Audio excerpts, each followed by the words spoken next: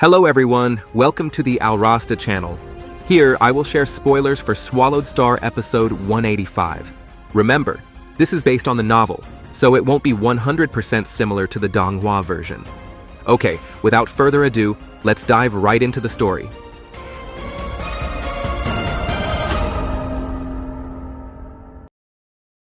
In the previous episode, Luo Feng, a powerful warrior on Misty Sand Island known as the Silver Wing King, had become a feared figure over the past 3 years. His power caught the attention of Shi Wu, a member of the automaton race leading an army of advanced robots who sought to defeat Luo Feng to obtain the treasures he possessed.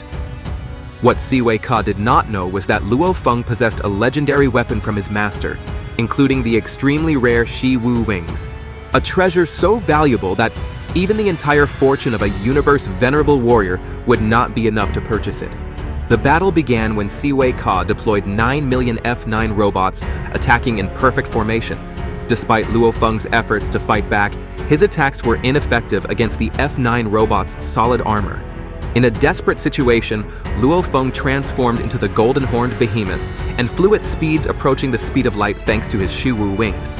With wings spanning hundreds of kilometers and his special spatial energy, he managed to incapacitate more than 100,000 F9 robots in his first attack, gathering the damaged robots into the inner world. Shi Wu, enraged at the loss of so many valuable robots, decided to use his last weapon. 9 Absolute God Country, a gift from his lord, a warrior automaton with universe-venerable level. The 9 pyramid-shaped ships fired purple beams, trapping the golden-horned behemoth within a purple-colored prison dimension. Within this space, 1 billion specialized weapons formed 81 armored giants with combined strength equivalent to that of an immortal king. When Shi Wu demanded that Luo Feng return the 530,000 F9 puppets he had collected, Luo Feng refused outright, triggering the final battle where 81 automaton puppets attacked simultaneously with 300-meter-long swords reinforced with dimensional energy, while the golden-horned behemoth prepared to face the deadly assault by closing its wings as a shield. The first strike from the 300-meter-long giant blade successfully hit the golden-horned behemoth, which had been protecting itself with Shi Wu's wings. Although the silver wings managed to absorb 90% of the attack's power, and its body armor absorbed the remaining 90%, leaving only 1,000th of the original power to hit its body, the attack still managed to wound the beast. Golden blood dripped from its mouth, but its dark eyes shone with a madness that grew more intense. The powerful impact threw it back hundreds of thousands of kilometers, severing some of the purple threads that had previously bound its body. However, Luo Feng's suffering was not over yet. He tried to counterattack by rushing towards one of the 81 automaton puppets, hoping to defeat them one by one when they were separated. However, Shi Wu's strategy proved highly effective. Countless purple threads reappeared and bound the golden-horned behemoth, preventing it from moving freely. Every time Luo Feng managed to cut some of the threads with Shi Wu's wings, more new threads emerged, creating an endless cycle of traps. Shi Wu then launched a second, even more devastating attack. 80 more automaton puppets fired dense purple beams into the giant sword held by one of the puppets. The sword was then thrown with a force containing the laws of space and fire, creating a large hole in the dimension itself and hurtling toward the golden-horned behemoth at a terrifying speed. Once again, Luo Feng could only cover himself with his wings and take the impact, being knocked back with increasingly severe injuries. Shi Wu's anger reached its peak as he continued to launch his 4th, 5th, and 6th attacks, all of which failed to destroy Luo Feng's body. Finally, in desperation, he unleashed his strongest attack, the Wheel of the Gods. 81 divine weapons gathered in the air, forming a massive grinding wheel with sharp edges surrounding it. The wheel spun at an incredible speed, tearing the dimensional space itself into tiny shards. When the wheel collided with the golden-horned behemoth, it began to grind wildly. But despite the beast's body being reduced to dust, the outer layer of Shi Wu's wings remained undamaged. After 9 consecutive attacks failed to destroy its body, Shi Wu began to consider using his final, most expensive attack, an attack that would consume 1 billion Hunyuan, an enormous amount even for an immortal. Many immortal kings would rather lose 5% of their immortal bodies than spend that much. While Ka was still hesitating over this costly decision, Luo Feng, who had been observing his enemy's attack pattern, finally saw his golden opportunity. The golden-horned behemoth realized that after launching 9 consecutive attacks, the energy of the 81 automaton puppets was almost depleted, and they needed time to recharge their energy from the surrounding space. At that moment, the beast's eyes glowed with a different kind of madness. Not the madness of pain, but the madness of a predator spotting weak prey. "My chance has come," he murmured to himself. Then came the most astonishing moment of the battle. Luo Feng summoned Alina, the queen of the insect race that controlled her insect army, and ordered the strongest combined attack from 1 million armored tiger kings. In an instant, an unimaginable number of insects appeared around the golden-horned behemoth. Each armored tiger king stood 26 meters tall, with a dark red, evil-looking body covered in thick armor, emanating an extremely terrifying energy. These 1 million identical insect soldiers were controlled by a single queen mother with a diameter of 1 kilometer, enabling perfect coordination among them. Shi Wu, witnessing the emergence of this insect army, immediately panicked. He realized that the combined attack of 1 million armored tiger kings possessed strength far surpassing that of warriors at the world master level, at least dozens of times stronger. Such an attack could even cause an immortal king to lose 50 to 100% of their immortal body, or even result in death. Millions of insect kings extended their claws, blinding light gathering at the tips, and they were all connected through the queen's soul to launch a deadly precision attack. The big question now was, would this devastating attack hit its target and turn the tide of the battle that seemed hopeless for Luo Feng? As a million armored tiger kings prepared to launch their combined attack, Shi Wu frantically tried various ways to stop the deadly threat. He realized that trying to tie up the insect soldiers one by one would not work. He could only tie up a maximum of 10,000 insects, while there were 1 million kings ready to attack. He also considered killing the queen's nest, but the golden-horned behemoth had cleverly protected it with its powerful wings. Another option was to release 8 million automaton puppets to fight, but the time needed to deploy them was too long.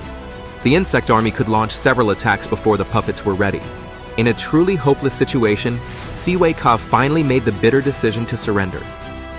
He realized there was no way to stop the impending devastating attack and could only watch in frustration while cursing Luo Feng and the despicable human race in his heart. However, the decision to surrender was too late. The insect race's forces had already moved, and nothing could stop them. What followed was a breathtaking yet terrifying display of power. 1 million armored tiger kings simultaneously fired beams of light from their claws with perfect precision. Thanks to the centralized control of the queen, not a single beam missed its target. They all converged on a single tiny point with an accuracy that would be impossible for human troops to achieve even after tens of millions of training sessions. This was the natural advantage of the insect clan in mass attack coordination. When the millions of laser beams met at a single point, there was a deafening silence. The earth and sky seemed to vanish, leaving only a tiny point of light from the concentrated energy. Then, in the blink of an eye, that point of light exploded with a force that shattered reality itself. The explosion created a massive crater 10 million kilometers wide. Fragments of space flew wildly, and the collapse of dimensions could even be felt by Shi Wu, who was millions of kilometers away. Although Luo Feng had immediately recalled all his insect troops back to the inner world and protected himself with Shi Wu's wings, the shockwave from 100,000 kilometers away still injured him and caused him to cough up blood. He was amazed by the destructive power that could even make an immortal king struggle to survive if hit directly. However, most importantly, the attack achieved its goal. One of the 9 pyramid ships was destroyed, tearing open the barrier of the 9 absolute god country. Luo Feng immediately rushed towards the damaged pyramid ship with eyes full of excitement. This was his golden opportunity to obtain an important component of the 9 absolute god country. However, when he tried to collect the ship into his world ring, he discovered that the ship's AI was still active and controlling the defense mechanisms. Swiftly, he deployed 10,000 insect-type spear-wielding Shadow King troops to destroy 73% of the ship's control systems, allowing him to successfully collect the damaged pyramid ship along with the valuable equipment inside. Shi Wu witnessed all of this through the control room, his emotions uncontrollable. He smashed the control panel in front of him in a fit of rage, realizing that he had lost his most valuable asset. The 9 ships were his most important treasures, each containing 1 million F9 puppets, G-class metal puppet commanders, soldier puppet rings, and most crucially, the special equipment needed to form the 9 absolute god country. Without a single component, it was impossible for Ziwei Ka to recreate his ultimate weapon. The situation turned completely upside down when 81 automaton puppets attempted to chase after Luo Feng.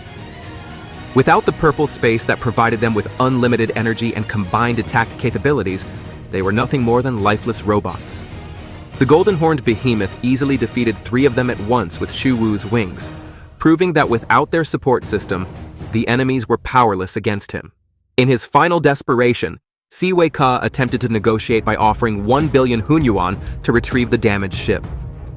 However, Luo Feng cleverly rejected the offer, realizing that the true value of the 9 absolute god countries' equipment far exceeded Ziwei Ka's offer. Moreover, Luo Feng had no intention of selling his treasures to his enemies, and mentioned that he had another avenue through the Human Alliance, where many powerful warriors would certainly be interested in the rare automaton race equipment. With a flap of his wings, Luo Feng flew away, leaving Ziwei Ka in total defeat. He had turned an almost impossible situation into a spectacular victory thanks to his strategic brilliance and the overwhelming power of his insect army. After successfully escaping with the damaged pyramid ship, Luo Feng, in his golden-horned behemoth form, flew at near light speed across the vast sky. Although he felt satisfied with his victory, he remained alert and realized that the 9 pyramids were scattered too far apart for the others to catch up at their maximum speed. Luo Feng estimated that the pyramid ship he had successfully seized was extremely valuable, possibly even worth 3 billion points, equivalent to what he had obtained when passing through the domain of the Sky Mountain Overlord. He realized that without the devastating attack from his insect swarm that had torn the ship apart, even with the golden-horned behemoth's extraordinary speed, he would not have been able to breach the defenses of the 9 absolute god country. As he flew, Luo Feng reflected on the entire battle that had just taken place. He acknowledged that from start to finish, his strategy and execution had been correct, yet the battle had still been extremely difficult and nearly cost him victory. The main weakness that nearly destroyed him was his less advanced scanner compared to his enemy. Ziwei Ka gained a tactical advantage by detecting Luo Feng's movements, while Luo Feng couldn't track his enemy's position. This forced Luo Feng to remain constantly vigilant moving forward. Luo Feng realized that his step-by-step strategy was correct, using the golden-horned behemoth to defeat the F9 puppets, luring Ziwei Ka to deploy the 9 absolute god country, then withstanding relentless attacks while waiting for the right moment to unleash his insect army. If he had used the insect army from the start against the 9 million F9 puppets or the 81 immortal king puppets, he would have lost, because even though the insect army's combined attack was very powerful, their defense was too weak. Perfect timing was the key to victory. However, Luo Feng couldn't feel completely safe. His sharp battle instincts made him certain that Ziwei Ka was still following him from afar. The automaton race would never give up so easily after losing a crucial component of their ultimate weapon. Luo Feng made a crucial decision. Instead of letting this threat trail him like a ticking time bomb, he had to take action to eliminate the problem once and for all, even if it meant expending a great deal of effort. Luo Feng's suspicions were confirmed. 300 million kilometers behind him, Ziwei Ka was indeed following in his ship, staring at the screen displaying the figure of the golden-horned behemoth, with eyes filled with hatred. His face was pale and filled with madness as he gritted his teeth, swearing not to let the silver-winged immortal king escape so easily. He needed all 9 pyramid ships to operate the 9 absolute god country, and losing one component rendered his ultimate weapon useless. At first, Ziwei Ka did not want to spend a large sum of money to kill an immortal king because it was very expensive and difficult, but now the situation forced him to do so. Luo Feng had taken the ship specially made by his lord, and this was beyond the limits of his tolerance. With unwavering determination, Ziwei Ka sent his consciousness to the virtual world created by the automaton race in the extraterritorial battlefield to seek help. In that virtual world, Ziwei Ka encountered a terrifying figure named Momobu from the 1000 Eye race. one of the most powerful races in the universe. This 2-meter-tall, 1-meter-wide figure is covered in scales with small eyes all over its body, while the large golden eyes on its head emit a terrifyingly powerful energy. The 1,000-eyed race is small in number, but extremely powerful, and their warriors must join one of the 4 major factions to gain the right to fight in the extraterritorial battlefield. Shi Wu explained the situation with slight modifications to the details, but retained the core of the issue. He analyzed that while the defense and speed of the silver-winged immortal king were extremely strong, its attacks were not terrifying, and its combat techniques relied on close range, meaning the enemy's soul side was likely weaker. Therefore, Shi Wu asked Momobu, who was known for his skill in soul attacks, to attack Luo Feng's weak point. Shi Wu's offer was very tempting: 3 billion hunyuan, an amount that would normally take an immortal king trillions of years to accumulate. Coupled with the contribution points and items that would be obtained after killing Luo Feng, this was a very rare opportunity. Momobu, who was initially hesitant because he was in the dangerous Star Tower, finally agreed because the reward was too tempting to pass up. The evil plan became even more perfect when Shi Wu introduced a third ally, the immortal king Black Jade from the Pangwan race, an immortal king with teleportation abilities who was short and thin, with a silver mask and hands like sharp animal claws. With 3 immortal kings working together, Shi Wu with his advanced technology, Momobu as a soul attack specialist, and Black Jade with his teleportation abilities for mobility, they form a highly lethal assassination team.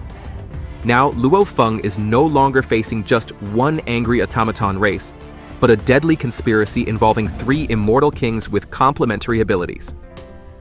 As he flies confidently with his loot, a far greater danger is gathering behind him, ready to launch an attack that he may not be able to handle alone, despite all his strength and intelligence. The carefully planned assassination plot by Shi Wu and his 2 allies suddenly fell apart when they saw the scanner screen. Black Jade, who had been excited about the prospect of reaping huge profits and getting a chance to go to the Star Tower, the most dangerous place in the 7th battlefield, 1 level above the main continent of Yanji, suddenly saw the golden-horned behemoth and was shocked. He had also heard that the Silver Wing King could kill immortal warrior marquises and was very difficult to capture. Shi Wu, who witnessed this, was immediately furious. He realized that the Silver Wing Immortal King was far more cunning than he had expected. Luo Feng had predicted that he would be followed and prepared an escape plan with the help of allies who could teleport. With such long-range teleportation, Luo Feng was out of range of even Shi Wu's sophisticated scanners. The 2 immortal kings who had been recruited at great expense, Black Jade and Momobu, the Death Soul, were naturally unhappy with this situation, but they politely refused the request to hunt Luo Feng, considering Shi Wu's powerful background. Refusing to give up so easily, Shi Wu then unveiled a broader new strategy. He sent a large reward to all Automaton Alliance allies on the main continent of Yanji, 50 million hunyuan for anyone who could provide information about the whereabouts of the Silver-Winged Immortal King. This was an enormous sum even for immortal kings, and with his extensive network of spies, Shi Wu was confident that Luo Feng would be found sooner or later. This strategy demonstrated the immense wealth and connections Shi Wu possessed thanks to his lord's support. Meanwhile, Luo Feng and the mysterious woman assisting him, the immortal king of star fantasy, appeared above an icy lake on the edge of the main continent, 1 light-year away from his current location. The beautiful woman with crystal-like hair and eyes as deep as the ocean was the immortal king offering teleportation services. Casually, she mentioned that assisting Luo Feng once would cost 10 million hunyuan. Luo Feng realized how expensive this service was. However, Luo Feng considered this expense a wise investment to get rid of the threat.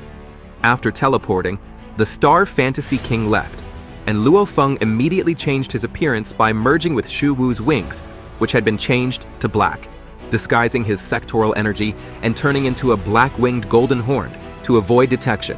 Using a standard C9-class ship, Luo Feng flew across the main continent while listening to Baba Ta's report on the conversations monitored by his scanner. 3 other racial beings were discussing the large reward offered for information about the Silver-Winged Immortal King. They commented on how wealthy the person offering the reward must be and how unfortunate the silver-winged immortal king's position was. Luo Feng realized that his enemies had prepared a vast spiderweb and were highly confident in their ability to defeat him, which was why Ziwei Ka dared to announce the reward publicly. This situation forced Luo Feng to be more cautious and refrain from using his golden-horned behemoth form for now. He decided to immediately return to Camp 26, a journey that would take a year and a half to sell the valuable items he had obtained. With enough wealth, he hoped to buy a more advanced scanner to turn the tables and gain a tactical advantage over Shi Wu. However, fate seemed to have other plans. As Luo Feng's ship flew toward Camp 26 near the main continent of Yanji, a black ship emerged from space travel. Inside was a mysterious young man in black armor with glowing red eyes. He appeared to be heading toward the Yanji continent in search of an opportunity to rise to the upper echelons of his race. The young man declared that the Yanji continent was the first step in his grand ambition. What was even more shocking was that Luo Feng suddenly felt an incredibly strange sensation. Every cell in his body began to tremble with excitement like a starving beggar seeing food. His entire body reacted to an unknown force coming from the direction of the black ship's travel point. This feeling was similar to what he had felt towards the soldier armor and general armor of the Flame God clan, but it was much stronger and more intense despite the great distance. Luo Feng's heart raced as he realized that there was a very special treasure, perhaps even more important than the 2 pieces of armor he possessed, near the point of travel. Without knowing the true identity of the black-armored youth on the black ship, Luo Feng had to make a decision. Should he follow his body's instincts, which were screaming for the mysterious treasure, or stick to his original plan to return to camp safely? This decision could once again change his fate in the dangerous adventure on the extraterritorial battlefield. The situation became increasingly tense when Luo Feng realized that he and the mysterious treasure that had captivated him were moving closer to each other. Every cell in his body vibrated violently, locked onto a specific point in the distance that continued to move toward the main continent of Yanji. After months of flying at the speed of light, Luo Feng was certain that the treasure was inside a ship. What made him even more curious was the fact that he had only ever felt this strong call from objects related to Shu Xim's metal fragments, such as the warrior armor he possessed. Luo Feng had conducted extensive research through the virtual universe network, but had never found any information about a treasure that could summon someone like this. He concluded that these treasures had extremely high requirements for their users, likely only usable by those who had trained in the nameless manual techniques. This was why so few knew of their existence or true power. Even the warrior armor and silver armor had been in the Wulong starfield for an untold amount of time, without anyone knowing their extraordinary abilities. Meanwhile, on the black ship, the mysterious black-armored youth was enjoying his battle experience on the main continent of Yanji. In 2 months of flight, he had clashed 10 times with powerful warriors from various races, and each battle left him amazed by the diversity of techniques and strength present. This was an experience he could never have gained in his home region.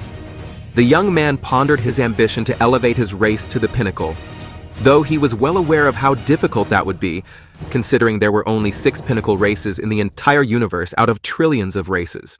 As the 2 ships began to approach each other, serious issues began to surface. Although Luo Feng could clearly sense the presence of the treasure within a billion kilometers, Babata's scanners failed to detect any ships at the exact coordinates. There were only 2 other ships detected at distances of 510 million and 780 million kilometers, but neither matched the target's position. This made Luo Feng realize that once again, he was facing an enemy with far more advanced scanning technology than his own. The same problem that had nearly caused him to lose against Shi Wu. The situation became even more critical when their distance shrunk to 300 million kilometers. Suddenly, Luo Feng sensed that the treasure point was changing direction and heading straight toward him. This meant the enemy had successfully detected and locked onto his position, while Luo Feng still couldn't see anything on his scanner. The enemy's technological advantage was significant. They could detect Luo Feng from 300 million kilometers away, while Luo Feng remained blind to their presence. On the black ship, subordinates reported to the black-armored youth about the lone human on board. They explained that their master's scanner was a gift from a universe venerable, the highest level technology on the main continent of Yanji, so the human had no clue about their presence. The black-armored youth merely nodded, confident in the superiority of his technology. As the distance shrunk to less than 100 million kilometers, Luo Feng faced an extremely difficult dilemma. Every cell in his body screamed for the treasure, his blood boiling with excitement and agitation that was almost unbearable. He had to choose between two dangerous options: go out with full force to fight for the treasure, or flee immediately to save himself. If he chose to fight, he would have to deploy his insect clan forces within a 100,000 kilometer radius for it to be effective, or use the golden horned behemoth form. However, both options carried great risks.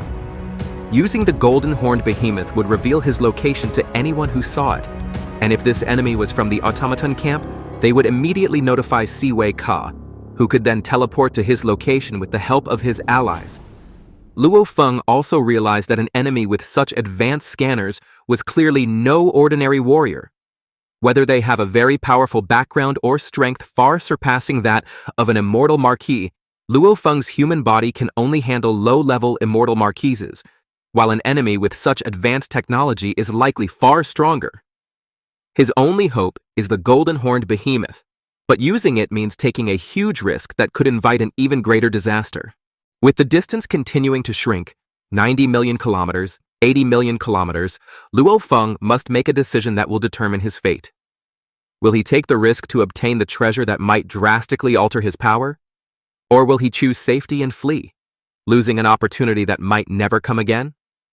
Time is ticking, and a decision must be made before it's too late. As the distance between the two ships shrunk to 56 million kilometers, the pressure Luo Feng felt reached its peak. The call of the treasure grew stronger as the distance closed, nearly causing him to lose control, as if his body wanted to leap toward the treasure without rational thought. At this critical moment, Babata gave him some very important advice, urging Luo Feng not to lose his mind because of his greed for treasure. Babata reminded him that this was a dangerous extraterritorial battlefield, and although the treasure could be obtained through risk, Luo Feng's inferior scanner put him in a very disadvantageous position. With unwavering resolve, Luo Feng ultimately makes the wise decision to retreat. Though every cell in his body screams for the treasure, he grits his teeth and orders his ship to immediately head toward the departure point. This decision proves to be the right one, as his ship successfully reaches light speed and flies away from the dangerous area. On the other side, the black-armored youth who had been chasing him also decided to give up after realizing that his target had detected his presence and fled at full speed. Rather than waste time on an uncertain pursuit, he chose to seek out other powerful warriors on the main continent. After successfully escaping danger, Luo Feng reflected on the situation with a cool head. He realized that as the weaker party, he must not recklessly challenge those stronger than himself. With inferior scanners and no knowledge of the enemy's background, fighting under such conditions would only lead to tragedy. However, Luo Feng did not give up. He devised a clever long-term plan. Considering that the young man had just arrived on the main continent and was clearly heading to the interior to explore, he would likely stay there for hundreds to thousands of years, as was customary for warriors who came to the main continent. Luo Feng's plan was to return to the camp to sell the valuable items he had collected, purchase a more advanced scanner, and then return to the main continent in less than 8 months. With his ability to sense treasures from afar, he was confident he could still track down the black-armored youth.